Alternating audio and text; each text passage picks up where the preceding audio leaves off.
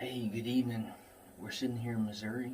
This is our first hunt of the 2021 season, and it is extremely hot. But we're just loving being out here, enjoying nature, and being able to finally get to hunt. So I do want to do a quick little introduction for anybody that hasn't been following me. Throughout the years, I do hunt Kansas, Oklahoma, Arkansas, Missouri. Uh, I hunt both public and private ground. Hunt anything from a saddle to hang on to climber to ground blinds and even these big nice redneck blinds. I do provide a weekly update video just like this throughout the entire year. I'll give you guys some Browning video trail cameras throughout that week, and then that way you guys can hopefully use those things on timing your hunts, and also try to provide you guys some strategies throughout this each portion or each week of what I'll be doing or maybe what I would be doing in certain circumstances. And then this year I'm doing a monthly deer management per month out there, and if you can just look on YouTube, Deer Monthly Management, or look down the thread here on the Facebook channel, and you'll be able to see each month there. And hopefully, that those are helping some people out there, whether it be this year or on into the future.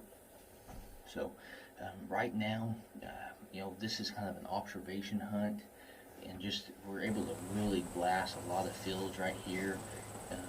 I've got some water sitting right here. I know we've got some couple does that are moving in and out of here with their fawns.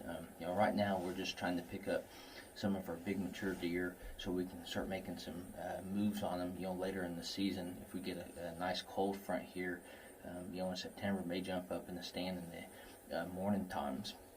But right now, like in the evenings, last couple of days, I've just been just driving around, glassing the fields, kind of seeing if I can pinpoint where those big mature deer are coming out at in the evening. We actually got a doe sitting right here coming out.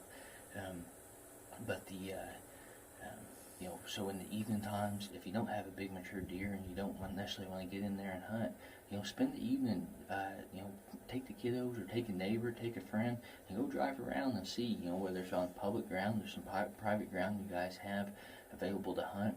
It's great to get out there. You'll learn a lot that way. Scouting the fields, the observation hunts are going to be key. That way you can kind of overall get the full picture there. And then if you're able to run cellular cameras, that's been a huge game changer for myself for the last 3 years now. And I do exclusively run the Cuddeback system by Cuddeback. Phenomenal picture system, and just can't say enough about them. I've got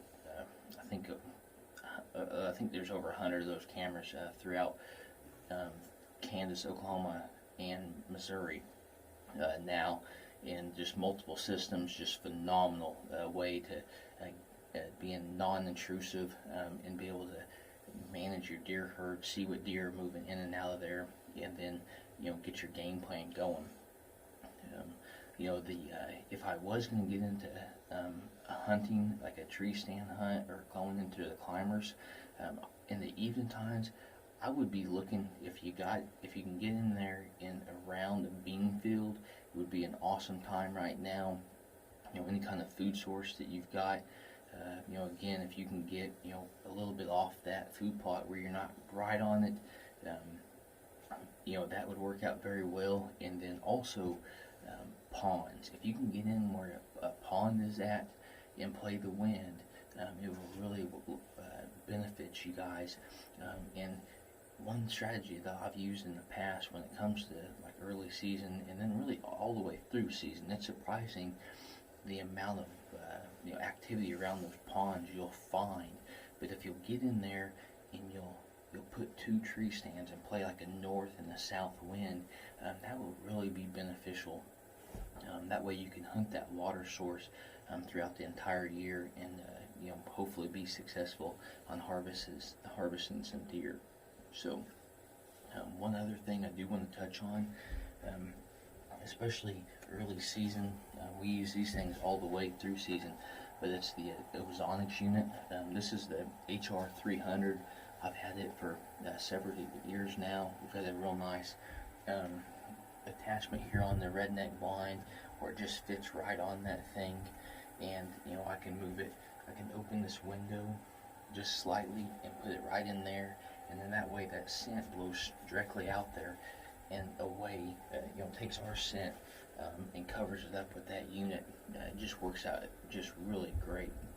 So we'll get on with the hunt. I hope you guys are having a great September, and look forward to the upcoming videos.